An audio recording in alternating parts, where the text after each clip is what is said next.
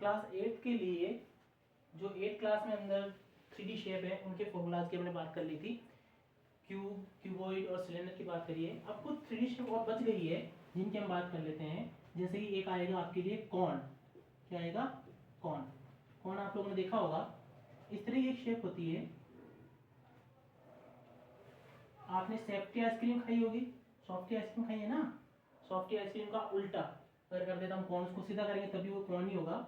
इसका जो bottom part होता है इस कैसा होता है? सर्किल होता है। तो ये इसकी क्या है? रेडियस। क्या है ये? रेडियस। अगर हम इसको इसके टॉप से मिला दें, इसको मिला देते हैं, तो ये इन दोनों के बीच में जो एंगल बनेगा वो राइट एंगल बनेगा, 90 डिग्री एंगल बनेगा। तो ये इसकी हाइट हो जाएगी। क्या हो जाएगी बेटा? हाइट। This is height. ठीक है। ये जो तिरछी लाइन लग रही है ना, इसको बोलते हैं स्लैंट हाइट। क्या बोलते हैं बेटा? Slant height. Slant height. इसको हम एच से या एल से शो करेंगे, इसको हम कैपिटल एच से या स्मॉल एच से शो करेंगे। ठीक है। तो बात करते हैं इसके total surface area, curve surface area और वॉल्यूम की। सबसे पहले है हमारे पास total surface area. Total surface area of cone. Total surface area of cone क्या होता है हमारे पास? Pi R R plus L. Pi R R plus L. फिर आएगा हमारे पास कर्व्ड सरफेस एरिया, या फिर इसको आप लेटरल सरफेस एरिया भी बोलते हैं। This is called pi R L. इसका फॉर्मूला क्या होता है? पाई आर एल। यहाँ पे एल कौन है? स्लैंट हाइट है। ठीक है। And volume, volume of cone, volume of cone, volume of cone होता है आपके पास 1/3 pi are square H. Pi are square H. अब यहाँ सब जगह एल यूज हो रहा है। क्या यूज हो रहा है? एल। तो एल, आर और एच, इन तीनों में भी एक रिलेशन होता है। अब आपको दिख रहा होगा यहाँ पे एक राइट एंगल ट्राइंगल बन रहा है। बन रहा है क्या बेटा? ऐसा बन रहा होगा इस तरह से। ये तो है आपकी रेडियस, यहाँ पे राइट एंगल ट्राइंगल बन रहा है, ये है आपकी हाइट और ये है slant height. Then we know that right angle triangle have a theorem which name is Pythagoras theorem. Pythagoras theorem जानते हैं आप? क्या होती है Pythagoras theorem? Hypotenuse square is equals to base square plus perpendicular square. तो जो L जो होता है वो हाइपोटेन्यूस है, राइट एंगल के सामने वाले साइड। तो L square is equal to होता है h square plus r square. Here h is height and r is radius. So we can say that इधर से अगर हम स्क्वायर हटाएंगे तो अदर साइड में क्या लगेगा? स्क्वायर रूट लगेगा। Then square root of r square plus. तो अगर हमें हाइट और रेडियस गिवन है तो हम एल की वैल्यू इस तरह से फाइंड करेंगे। अंडरस्टूड? तो ये था हमारा कॉर्न। क्या था बेटा?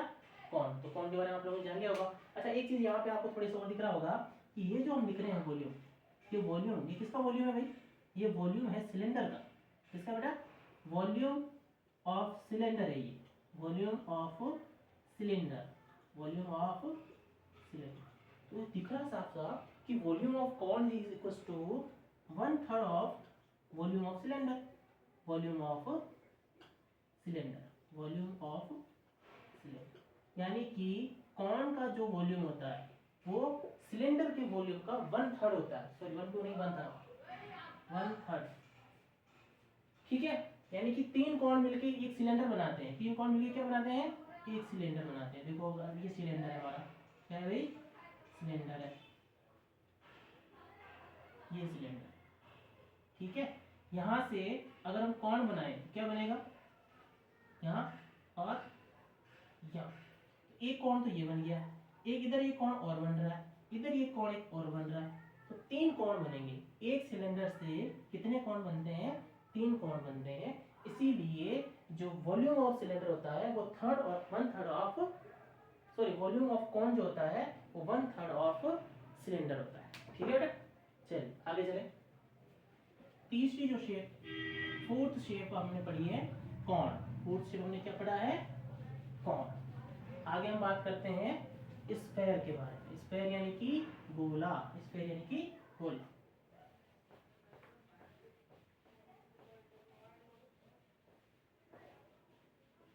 देखिए अभी स्पेयर के बारे में बात करते हैं थोड़ी सी। आप लोगों ने बॉल देखी होगी, क्रिकेट बॉल, फुटबॉल, ये जो भी शेप है वो सब स्पेयर होती है। क्या होती है? स्पेयर होती है, गोला। हालांकि गोले को हम सीधा बोर्ड पे बना नहीं सकते। 4 सर्किल, 4 सर्किल मिलके एक सिलेंडर, एक गोला बनता है। कितने सर्किल मिलके? 4 सिलेंडर।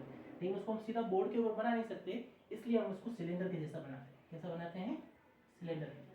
ठीक है, सॉरी सिलेंडर नहीं, सॉरी सर्किल जैसा बनाते हैं। कैसा बनाते हैं? सर्किल जैसा। 4 सर्किल जब मिल जाते हैं आपस में तब एक क्रिकेट की बॉल बनती है। वो कैसे होती है? गोला होती है। क्या होती है? गोला होती है, जिसको हम इंग्लिश के अंदर स्फेयर बोलते हैं। क्या बोलते हैं? स्फेयर। अब इसका होता है surface area, total surface area बोलो या फिर सरफेस एरिया बोलो, एक ही चीज होती है। Surface area of sphere, surface area of sphere is 4 pi are square. 4 pi are square. मैंने अभी अभी आपको बोला है कि जो एक स्फेयर होता है वो 4 सर्किल से मिलकर बनता है, इसलिए 4 मल्टीप्लाई एरिया ऑफ सर्किल। हम इसको ऐसे लिख सकते हैं 4 मल्टीप्लाई एरिया ऑफ सर्किल। ये पाई आर स्क्वायर क्या होता है? एरिया ऑफ सर्किल होता है।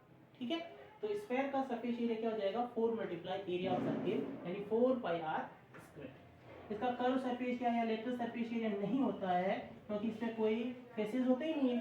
ठीक है, तो वॉल्यूम होता है इसका, volume is 4/3 pi are cube. 4/3 pi are cube. ठीक है, हो गई दूसरी शेप। नेक्स्ट शेप है जिसका नाम है हमारे लिए हेमीस्फेयर। कैसा स्फेयर? हेमीस्फेयर। हेमीस्फेयर का मतलब होता है आधा गोला। कैसा गोला? आधा गोला। अर्ध गोला बोलते हैं जिसको हम, आधा गोला। जैसे कि घर में आपने कटोरी देखी होगी, गोल कटोरी होती है ना, वो हेमीस्फेयर की एक शेप है, हेमीस्फेयर की शेप है। तो नेक्स्ट है हमारे पास हेमी स्फेयर। हेमी स्फेयर, आधा गोला, अर्ध गोला। हेमी स्फेयर हमारा होता है वो इस तरह का होता है। आप लोगों ने घर पे कटोरी वगैरह देखी होगी, मैंने बता दिया आपको। कटोरी की जो शेप होती है वो हेमी स्फेयर होती है। क्या होती है?